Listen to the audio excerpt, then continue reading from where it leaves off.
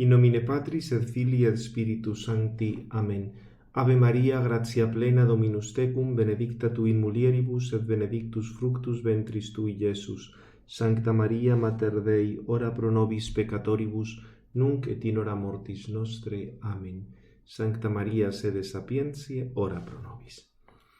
Pues vamos a ver hoy el final de este capítulo 9. Estábamos en las reflexiones sobre, digamos, aspectos que había que tener en cuenta de la creación corporal. Habíamos hablado una serie de cosas básicas en torno a la filosofía de la naturaleza. Vamos a ver, antes de seguir, el tema, el resumen del Vademecum para el examen final, para, digamos así, un poco retomamos lo anterior y preparamos ya lo que viene inmediatamente.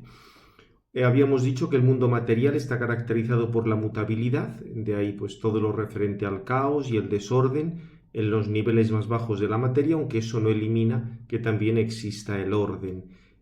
También habíamos visto que la actividad de los entes naturales se da según unas pautas que las ciencias formulan en forma de ley y, por tanto, en el mundo físico lo que tenemos es la contingencia, que es opuesto a la necesidad. Y la raíz de esta contingencia está en la misma materialidad. Obviamente hay unas regularidades, estas pautas que hemos visto antes, pero no tenemos una necesidad absoluta.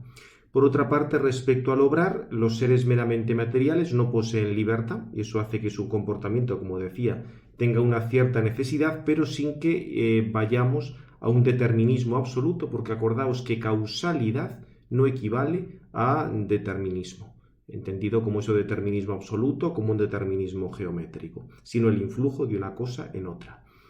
Cuando hablábamos de naturaleza, nos referimos a un principio interno de movimiento, o sea, un dinamismo propio y unas estructuras espaciotemporales. Por sustancia, hablábamos sobre todo de un sistema unitario que es sujeto y, por otra parte, es efecto del dinamismo y que puede recibir distintas modificaciones accidentales. O sea, acordaos que lo que decíamos, la estructura, la geometría depende de las causas. En ese sentido, las sustancias dependen de otras causas y a la vez dan lugar a nuevas sustancias porque actúan como causas mediante sus potencias para realizar otras cosas.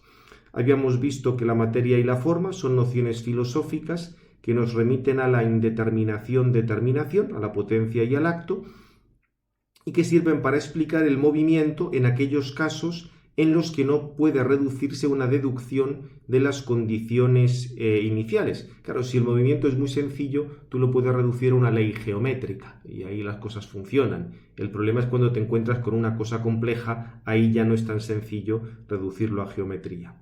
Y por otra parte, la causalidad significa una dependencia en el ser. Se diversifica en diversos tipos y diversos niveles, pero es distinta de unas leyes absolutas que, por así decir, cerrarían la naturaleza en sí misma. Bien, esto era un poco lo que habíamos visto. También quería recordaros, antes de comenzar el tema de los seres vivos, porque esto es importante, este complemento que había preparado para el seminario que tuvimos el año pasado sobre el fin, la forma, el seminario sobre las pasiones y virtudes en Santo Tomás, relación de estas cosas con la psicología, pero dedicamos una sesión al tema del fin y la forma, porque aquí se pueden liar mucho las cosas. Os recordaba al principio lo que Santo Tomás explica del apetito natural, de la tendencia, cómo seguía la enseñanza aristotélica de los lugares naturales. Al fuego le correspondía ir hacia arriba, porque era su lugar natural, a la tierra le correspondía ir hacia abajo, porque era su lugar natural. Pero esto nos obligaba a que profundicemos un poco en la noción de finalidad y en la noción de forma, porque la finalidad no es una especie de energía mágica que había en las cosas y que la orientaban a determinadas direcciones. No, era simplemente, diríamos, lo que hemos visto antes al hablar de la forma, que tú no puedes conocer perfectamente cuál es el resultado del proceso por toda la cantidad de factores que intervienen. Aquí voy recordando lo de que existían los 4 elementos con las cualidades activas y pasivas, cálido, frío, seco y húmedo, y bastante importante esto, que en sus movimientos dependían de las esferas celestes, que era, por así decir, lo que le daba una completa regularidad a todo el invento, porque eran unos movimientos de las esferas a base de combinación de movimientos circulares y que esto dependía de unas inteligencias angélicas. En la Tierra había una multitud de generaciones y corrupciones de los diversos cuerpos, pero sobre estos intervenían los cuerpos celestes que eran mucho más regulares, con lo cual tenemos una causalidad muy regular, muy fija, que es la de los cuerpos celestes, y otra muchísimo más variable, que estaba vinculada pues especialmente a toda la indeterminación de la materia prima, etc. Fijaos, por ejemplo, en el Contra Gentiles, cómo Santo Tomás habla con toda claridad de este influjo de los cuerpos celestes. Es manifiesto que también los cuerpos inanimados obtienen ciertas fuerzas y eficacia de los cuerpos celestes, además de aquellas que son consecuencia de las cualidades activas y pasivas que los elementos, Fijaos, queda claro que los cuerpos tienen las cualidades activas y pasivas que dependen de los elementos, pero también otras de los cuerpos celestes.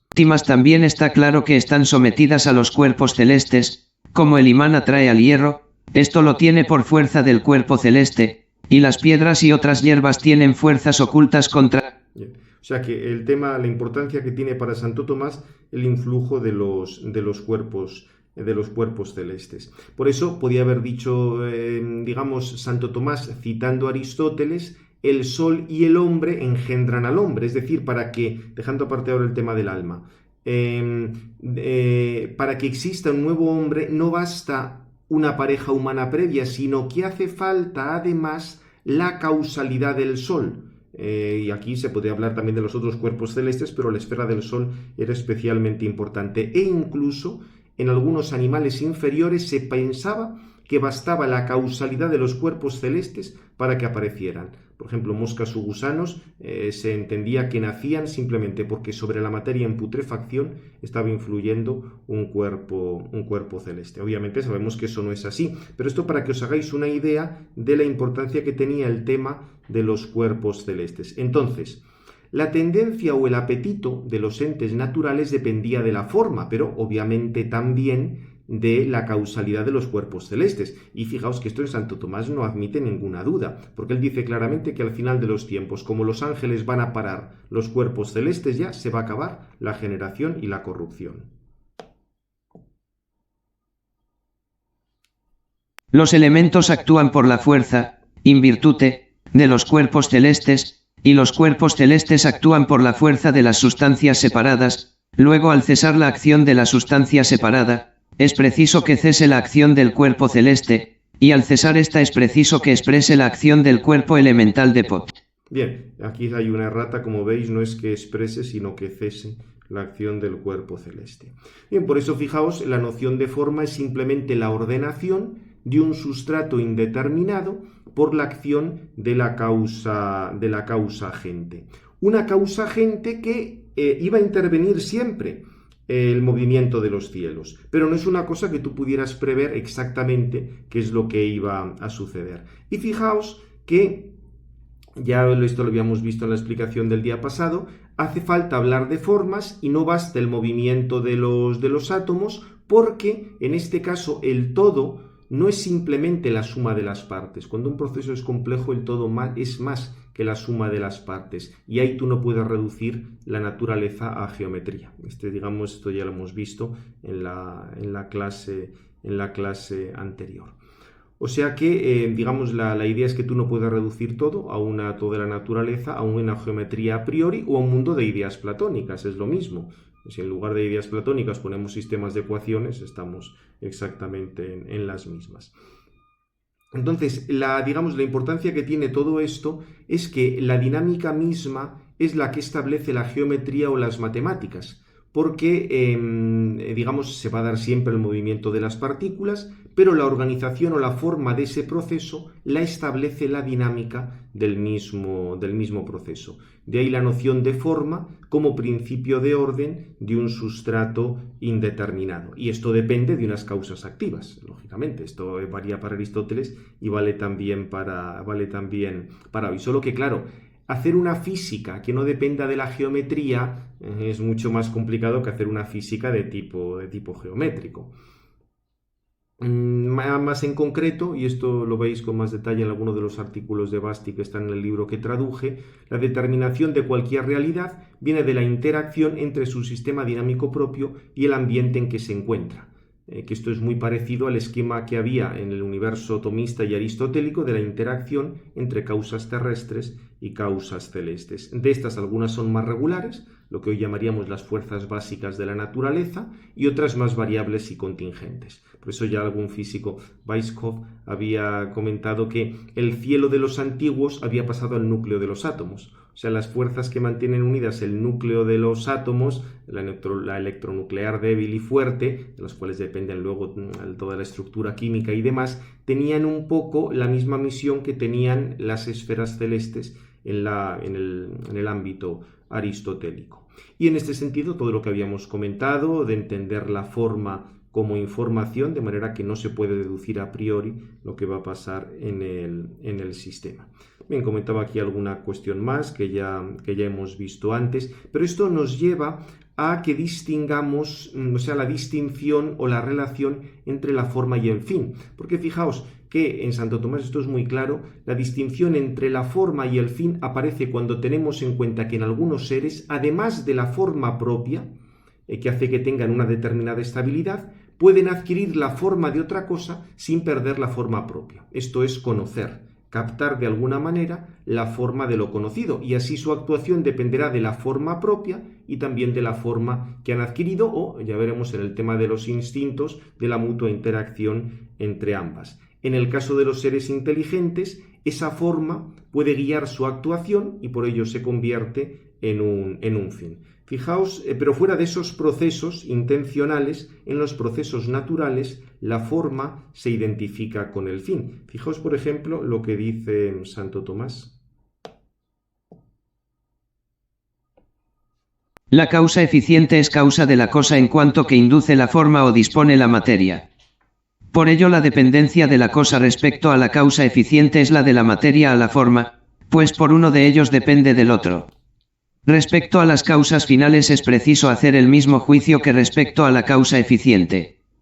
Pues el fin no es causa sino en cuanto que mueve la causa eficiente a actuar. O sea que por eso, el fin es causa, pero solo en la medida que está en una causa eficiente. No es lo primero en el ser, sino solo en la intención. Por ello donde no hay acción no hay causa final, como queda claro en 3 Metap. Depot. 5,1 Para la evidencia de la verdad sobre esta cuestión hay que considerar en primer lugar que así como en otras cosas hay un principio de los actos propios, también en los hombres. Este principio activo y motivo en los hombres es propiamente el entendimiento y la voluntad, como se dice en II de Anima.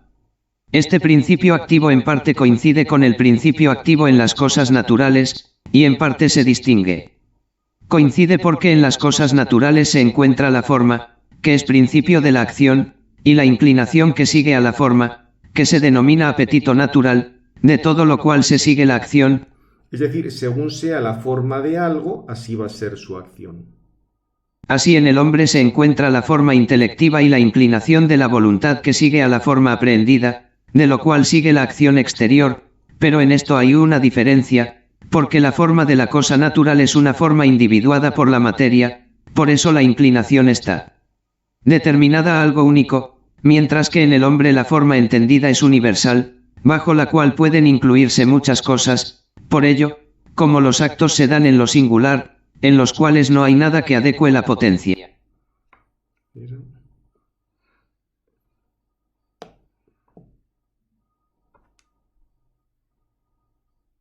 Universal, la voluntad permanece indeterminada a muchas cosas, como si el artesano piensa la forma de la casa en universal, puede su voluntad inclinarse a que haga la casa redonda, cuadrada, o con otra figura. El principio activo en los animales está a medio camino entre ambos. Pues la forma aprehendida por el sentido es individual, como la forma de la cosa natural, y por ello se sigue la inclinación a un acto como en las cosas naturales, pero no siempre la misma forma es recibida en el sentido tal como está en las cosas naturales, porque el fuego es siempre cálido, pero, en el animal, ahora adquiere una u otra forma, por ejemplo, deleitable o triste, de ahí que a veces huya o a veces la persiga, y en esto coincide con el principio activo humano de malos. Fijaos ahí, muy interesante, el animal puede percibir algo exterior, pero según sea el estado del animal, a veces va a huir, a veces va a perseguirlo, a veces va a ser deleitable, a veces va a ser triste. Un gato que no haya comido hace un día, cuando se le presenta el pescado, evidentemente va a tender a comer el pescado. Si ya se ha hartado de pescado y le pone más pescado, ni se va a inmutar ante el pescado, con lo cual, diríamos, aprehende la forma del pescado, pero en unos casos lo va a buscar o en otros casos lo va a rechazar. Mientras que el hombre es capaz de establecerse unos fines que en el caso del gato necesariamente va a buscar ese pescado. En nuestro caso podemos decidir comerlo o hacer ayuno o hacer dieta o hacer lo que sea o buscar otra cosa. O sea que digamos en nosotros tenemos por ese carácter universal, como ha dicho antes Santo Tomás, tenemos más opciones. Y lo que pasa es que diríamos, lo que ha liado un poco las cosas en torno al fin y la forma es que para Santo Tomás los cielos son movidos por los ángeles, no es un movimiento natural. Y digamos, todas las cosas luego dependen de ese movimiento de los cielos que depende de los ángeles, se dice que las obras de la naturaleza son obras de la inteligencia, porque siempre dependen de las esferas, que a su vez dependen de los ángeles. Como la causa final es lo que determina la actuación de la gente, en las esferas celestes esto es muy claro, porque los ángeles son inteligentes, mueven las esferas de la que depende todo y por ello actuaban por un fin conocido. Y esta es una de las cosas por las que aparece el tema de la finalidad en la naturaleza. Obviamente, una vez que tú has aceptado que el principio último creador, Dios, es inteligente y es personal, obviamente hay una finalidad en la naturaleza, por eso la quinta vía es la quinta, o sea, después de haber salido todas las otras, tú puedes pensar que todas las cosas que hay en la naturaleza dependen de esa finalidad que es Dios. Fijaos por eso, digamos en el Contra Gentiles, Santo Tomás lo presenta con mucha claridad, este tema de la finalidad de la naturaleza dependiendo de los ángeles. Todo lo que es movido directamente por otro, y no accidentalmente, es dirigido por él, el motor, hacia el fin de su movimiento. El cuerpo celeste es movido por la sustancia intelectual, y así el cuerpo celeste causa, por su movimiento, todos los movimientos en estos cuerpos inferiores. Es necesario entonces que el cuerpo celeste sea dirigido hacia el fin de su movimiento mediante la sustancia intelectual y consiguientemente todos los cuerpos inferiores hacia sus fines propios. Así no es difícil ver de qué modo los cuerpos naturales, que carecen de conocimiento, son movidos y actúan por el fin. Tienden hacia el fin como dirigidos hacia el fin por una sustancia inteligente, del mismo modo que la flecha tiende hacia su objetivo dirigida por el arquero. Así como la flecha consigue la inclinación hacia un fin determinado por el impulso del arquero, así los cuerpos naturales consiguen la inclinación hacia los fines naturales por los motores naturales, los cuerpos celestes, de los cuales obtienen sus formas y fuerzas y movimientos. Por lo cual resulta claro que cualquier obra de la naturaleza es obra de una substancia inteligente, pues los efectos se atribuyen principalmente al primer motor que dirige hacia el fin, más que a los instrumentos dirigidos por él. Y por esto se advierte que las operaciones de la naturaleza proceden ordenadamente hacia el fin, como operaciones de un sabio. Bien, como veis, Santo Tomás está relacionando ese principio opus nature, opus intelligentiae, la obra de la naturaleza es obra de la inteligencia, con esta cuestión. Obviamente sabemos que las cosas no son así. Siempre se puede decir, por supuesto, que el principio está de la doble causalidad, una causalidad más, digamos, contingente y otra causalidad más fija. Esto, digamos, se puede aplicar perfectamente hoy. Siempre se puede decir que el hecho de que exista el universo, que todo dependa de Dios en el ser, una vez supuesto que Dios es inteligente, está claro que todo depende de él. Pero diríamos, yendo paso a paso, o sea, viendo proceso por proceso, sacar de ahí que hay un ordenador inteligente, eso sería el error lógico que ya veíamos en la clase anterior del manual de lógica de Basti, que ahí indicaba un poco el problema que había. O sea, todo ese tipo de argumentos lo que te está diciendo muy correctamente es que tú no puedes reducir la causalidad a una causalidad mecanicista, porque eso te va a dar problemas. Y hace falta la causalidad final formal. Lo que pasa es que cuando no tienes, digamos, para que el fin actúe, tiene que estar implementado, por así decir, en un ser que sea capaz de conocimiento y voluntad. Un poco todo lo que hemos visto. Esto simplemente era para aclarar algunos temas sobre la cuestión del fin y la forma que quizá no sean útiles ahora. De todos modos, vamos a seguir ya viendo el tema de los seres vivos y la cuestión de la evolución. Simplemente estas son cosas que habéis visto cuando habéis estudiado el libro de Basti de Filosofía del Hombre. Toda la cuestión de los seres vivos, acordaos que aparece señalada en el mismo capítulo del Génesis. Se remite a Dios su variedad y pluralidad, como ya hemos visto que toda la variedad y pluralidad en última instancia depende de Dios, aunque, digamos, en su realización intervengan las causas segundas. Lo que pasa es que tened presente que la vida, en cuanto término abstracto que expresa el vivir, es una noción filosófica que indica el acto de ser característico de los vivientes.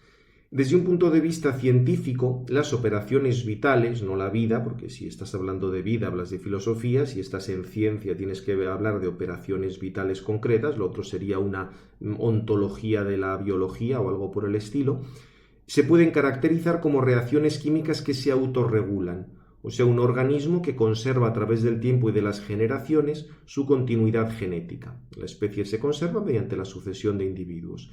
Desde el punto de vista filosófico, el acto de vivir es una manera, una forma del acto de ser. Se caracteriza por poder determinar en diversos planos el propio comportamiento, y es lo que tanto Platón como Aristóteles llamaban moverse a sí mismo. Las características de estos seres vivos, por tanto, son acciones inmanentes, o sea, acciones que comienzan y terminan en el propio sujeto. Son formas accidentales o actos formales segundos que organizan las acciones físico-químicas de los diversos elementos que constituyen los órganos. O sea, las acciones físico-químicas que hay en los seres vivos, los átomos son los mismos, o sea, no es que el átomo de carbono que haya en una piedra sea distinto del átomo de carbono que tienes tú, es el mismo. Lo que pasa es que la organización de todas esas reacciones químicas y, por tanto, el que se dé lugar a algunas combinaciones especiales o algún orden especial es lo que caracteriza a los seres vivos, y son esas acciones inmanentes, son esa autorregulación de las acciones. Obviamente, algunos comportamientos de autoorganización pueden ser imitados por la máquina. Lo que pasa es que la máquina no tiene ni la unidad formal ni la unidad trascendental propia de los seres vivos, porque en el caso de la máquina, su forma y su finalidad son extrínsecas a las partes materiales que las constituyen, dependen de que haya intervenido un hombre. Es decir, para que haya una pera, basta simplemente que tú plantes un peral, pero digamos un teléfono móvil no nace de los árboles, o sea, no hay un árbol que te dé teléfonos móviles. No es que tú pongas un teléfono móvil en la tierra y nazca un árbol que te produzca teléfonos móviles. Tienes que intervenir tú. Mientras que en el caso del árbol, todo el conjunto de causas de la naturaleza lleva a que, puesta esta semilla en estas condiciones, tengas una pera, por ejemplo, el caso del peral. Por ello, la forma que da unidad a un ente artificial y a sus operaciones es una forma accidental y no sustancial. Obviamente, como hemos dicho antes, siempre, tanto una como otra, van a depender de las causas. Solo que, digamos, no es que para que haya una pera vaya a nacer indiscriminadamente, ¿no? Tiene que haber un determinado tipo de tierra, una determinada humedad, una determinada temperatura, etc. Igual que tú para fabricar un teléfono, pues necesitas una serie de materiales, pero en el caso del teléfono lo tienes que fabricar tú, no es una cosa que en la naturaleza se produzca, mientras que la pera sí. Bien, hay que recordar que las acciones vitales se podrían dividir en 3 grupos según su nivel de menor o mayor inmanencia: vegetativas, sensitivo-motoras y espirituales. En las vegetativas, el fin y la forma están determinadas por la naturaleza, mientras que el organismo solo controla la ejecución de la operación. ante las diversas condiciones de ambiente externo o interno. Por ejemplo, en el caso de una planta, aunque haya mucha o poca agua, la planta va a absorber solo el agua que le hace falta. Mientras que si pones una esponja, la esponja va a absorber agua hasta que esté en perfecto equilibrio con el ambiente. En el caso de la planta no, va a alcanzar una estabilidad, pero una estabilidad que no es la misma que la del, no es simplemente el equilibrio con el ambiente. Cuando ya no haga más falta más agua, la planta no absorberá más agua, no absorberá las sustancias que le haga falta. En el caso de las operaciones sensitivo-motoras, el ser vivo no solo controla el que la operación se realice o no se realice, sino la forma de dicha operación, que modifica según su percepción de la realidad. Pensad, por ejemplo, la trayectoria que tiene un águila para cazar un conejo depende de cómo se esté moviendo el conejo. Adapta su trayectoria para cazarle al movimiento del conejo, pero el fin, es decir, el comer, le viene dado por sus instintos. O sea, fijaos que aquí el fin y la forma, el fin sería una forma ulterior a la que ordenas tú este movimiento, y esa forma, que es fin en el caso del águila, el comer, no la puede cambiar, es a lo que le está mandando su propia naturaleza. Como mucho puede suceder que estos instintos sean controlados por la comunidad. En el caso de animales sociales, la comunidad puede hacer que se modifiquen determinados instintos. Por ejemplo, pensad en el caso del apareamiento entre determinados animales, son algunos los que dominan la manada, los que determinan eso, con lo cual, digamos, ahí el instinto de reproducción de los animales sería controlado por otros dentro de la misma manada. Y el tercer nivel sería el de las operaciones intelectivas, que incluye tanto el conocimiento intelectual como la voluntad libre, y aquí se controla tanto la ejecución, la forma de la acción y el fin. Evidentemente el fin hasta un cierto punto, lo que ya habíamos visto en algún momento, tú buscas necesariamente el fin de ser feliz, o sea, tú todo lo que hagas lo tienes que hacer por ser feliz. Ahora, dentro de la búsqueda de la felicidad, puedes poner la felicidad en una cosa, en otra y en otra, cosa que, por ejemplo, el águila no puede hacer. El águila no puede elegir no comer, tú sí puedes elegir no comer. Por poner un ejemplo de esto. Bien, por eso, por el carácter de acción inmanente completa, la operación intelectiva del hombre, que incluye lo racional y lo voluntario, es una operación espiritual, o sea, es reflexiva porque puede volver perfectamente sobre sí misma, o si queréis, una acción inmanente inmediata, porque se realiza sin que intervengan los órganos, aunque hay otras operaciones de tipo orgánico, las operaciones sensibles, que preceden y siguen necesariamente la operación del entendimiento. Esto lo veremos con más detalle cuando hablemos de la cuestión del alma racional y del ser espiritual del hombre. Claro, hablando en general sobre la vida, ha habido, digamos, las explicaciones han oscilado entre el funcionalismo y el vitalismo. El funcionalismo u organicismo venía a decir que la vida es la suma de las funciones de un viviente. Es un poco lo del animal máquina. Cada función es una operación geométrica y la vida sería la suma de esas operaciones geométricas. Como esas operaciones se realizan con órganos, el funcionalismo se llama también organicismo. Con lo cual, la vida no es más que la suma de sus órganos. Fijaos que estamos en este planteamiento completamente geométrico de lo que sería la física. Claro, el problema que tiene todo esto, sí, ciertamente hay una serie de operaciones que en un nivel pequeño tú puedes reducirlas a geometría, pero pierdes de vista el principio de unidad de todas esas funciones, lo que sería la forma, lo que sería la coordinación, el ordenamiento de todas esas funciones, que es lo que hace que tengas un animal vivo y no un conjunto suelto de operaciones químicas.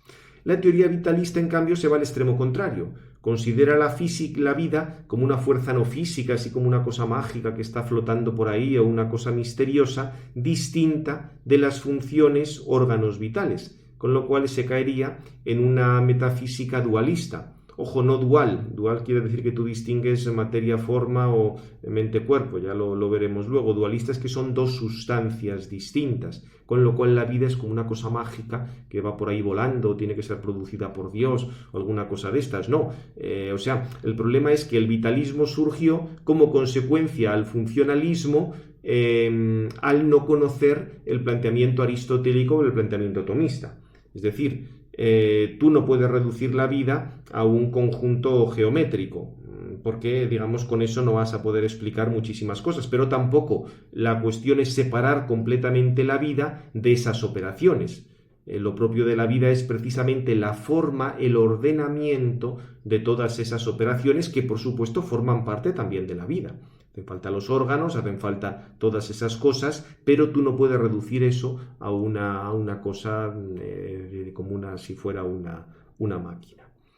Bien, en realidad, como os comento aquí, las dos alternativas anteriores no consideran realmente la noción filosófica de forma y el correlato operativo en la física de información, mientras que el hilemorfismo considera que el alma es el principio vital y forma del cuerpo, y por tanto no fragmenta el principio vital en una miríada de funciones, como haría el funcionalismo, pero al mismo tiempo considera que las funciones vitales son actos segundos o actualizaciones que desarrollan y explicitan la capacidad de vivir. O sea, son coordinados, son, diríamos, organizados por ese principio de información y de ordenamiento que sería el alma.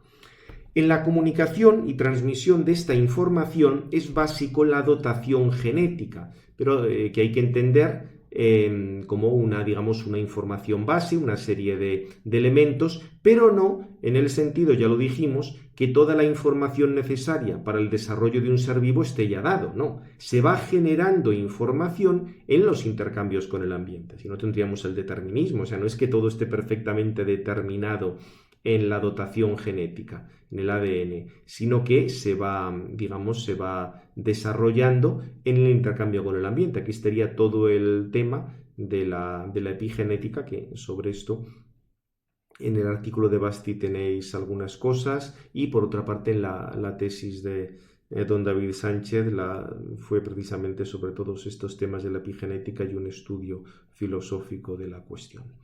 Bien, supuesto esto, hay que decir algo sobre el tema del origen de la vida y el tema de la evolución. Porque respecto al origen y desarrollo de la vida se han opuesto frecuentemente explicaciones basadas en la creación y explicaciones basadas en la evolución, pero en realidad es una contraposición falsa, porque una visión correcta de la creación, que acordaos siempre está en el campo de la causa primera, no es incompatible con la evolución dentro del universo. De hecho, hay muchos motivos para afirmar que se da una evolución o un desarrollo de las realidades materiales, no solo en el campo de la biología, sino en el campo de la misma física. Es decir, las leyes del universo, por así decir, en los primeros segundos eran distintas de los que tenemos ahora. Esto se ha dado más, evidentemente, en los seres vivos. Fijaos que, lógicamente, si habíamos visto que las esencias de las cosas dependían de las causas segundas, cuando hablamos de todo el tema de la participación, si van cambiando esas causas segundas, van a cambiar las esencias, lógicamente. Y vas a tener especies ahora que antes no tenías. Es una posibilidad que advierte el mismo Santo Tomás. Veremos ahora algún texto en ese sentido. Lo que pasa es que en el universo aristotélico o tomista esto era más complicado por el tema de las esferas, porque las esferas siempre giran de la misma manera, con lo cual introducir novedad es un poco más complicado, pero aún así veremos lo que comenta Santo Tomás. Pero vamos a ver primero esto. Fijaos que el gran problema de la evolución no es que puedan cambiar plantas y animales, sino la manera en la que era explicada la evolución. Porque fijaos que Darwin, con las 3 leyes de la evolución, pretendía hacer algo semejante a lo que había hecho Newton en la física. Después de una serie de primeros pasos en biología de Buffon y Lamarck, Darwin explica que las especies han evolucionado por mutación casual, lucha por la existencia y selección natural, para la que ayudaba el aislamiento geográfico. A esto luego fueron añadidos descubrimientos de la genética que permitían explicar un poco lo del cambio casual que se daba en los animales. Pero claro, el problema de fondo es cómo aparece esa novedad en un tiempo razonable para que se pueda dar la adaptación. Y aquí es donde cada vez tienen más fuerza los modelos vinculados a la autoorganización, porque los mecanismos de la evolución son muchísimo más complejos de lo que había pensado Darwin. O sea, aquí pasa un poco como con lo de Newton. Las leyes de Newton para cosas sencillitas te van bien, igual que lo de Darwin, pues eso, lo de los pinzones en las Galápagos, ahí llegan unos pinzones y tienen que cambiar, o sea, van cambiando casualmente, y los que tienen el pico mejor para comerse las semillas que había, pues reproducen más, tienen más éxito y así tienes pinzones mejores. Bien, hasta ahí no hay, digamos, eso va bien. Ahora, cuando son cosas más problemáticas, la cuestión está cómo aparece la novedad, cómo aparece este nuevo animal que va a resultar el más adecuado para este nuevo ambiente. Porque claro, si esto va a ser a base de tirar moneditas al aire por el puro azar, aquí la cosa no da de sí. O sea, eso es un procedimiento muy lento para adaptarse. Por supuesto que la solución no es lo del diseño inteligente, como si ahí Dios estuviera produciendo nuevas formas de animales, un poco como algunas de estas cosas neoplatónicas de la Edad Media, que la inteligencia suprema iba introduciendo nuevas formas en la materia. No, las formas simplemente dependen de la acción de las causas. Lo que pasa es que los procesos de evolución son mucho más complejos que las simplificaciones características de la primera revolución científica. O sea, la clave está cómo explicamos procesos que generen información, de manera que no está todo perfectamente determinado en el punto de partida. Y así, por supuesto, te puede aparecer algún animal nuevo que se pueda adaptar mejor al entorno. La cuestión está cómo explicas todas esas cosas. Y precisamente que el hecho mismo de la creación, con lo cual no tienes un absoluto inmanente de unas leyes deterministas, nos permite afirmar el cambio y la transformación de los entes vivos según que actúen diversas causas. Por supuesto que siempre vas a tener la intervención creadora de Dios cuando se trata de una realidad que es no material. O sea, para el alma eso no va a surgir por evolución o porque se vayan cambiando unas moléculas o unas particulitas de sitio, no. En el caso de las almas sí que debe haber una creación inmediata por Dios, pero en el caso de todos los animales, la variación de todas las otras cosas, ahí no hay ningún inconveniente. Fijaos que de hecho Santo Tomás había advertido ya esta posibilidad. Cuando Santo Tomás comenta el hexámeron, o sea, el tema de los 6 días de la creación, se pregunta si realmente existen cosas nuevas o no. Porque claro, tenéis lo del Eclesiastés, no hay nada nuevo bajo el sol, pero Santo Tomás cuando se pregunta si esperad, esto no sé por qué narices no va el anterior. Parece que no quiere ir. No, así, se da aquí. Fijaos, se pregunta, ¿la conclusión de las obras divinas fue o no el séptimo día? Y Santo Tomás se pregunta que no se puede llamar acabado, perfeccionado lo que se añaden más cosas. Dice, pero después del séptimo día hubo muchas cosas nuevas, muchos individuos, nuevas especies. Fijaos también la de nuevas especies que aparecen con frecuencia, en especial de animales procedentes de putrefacción. Diariamente Dios crea nuevas almas y luego sobre todo la novedad de la encarnación. O sea que Santo Tomás va a explicar aquí cómo aparece esta novedad en las cosas que Dios crea. Por eso la respuesta a la tercera objeción es muy interesante. Entonces vamos a irlo leyendo y os voy comentando.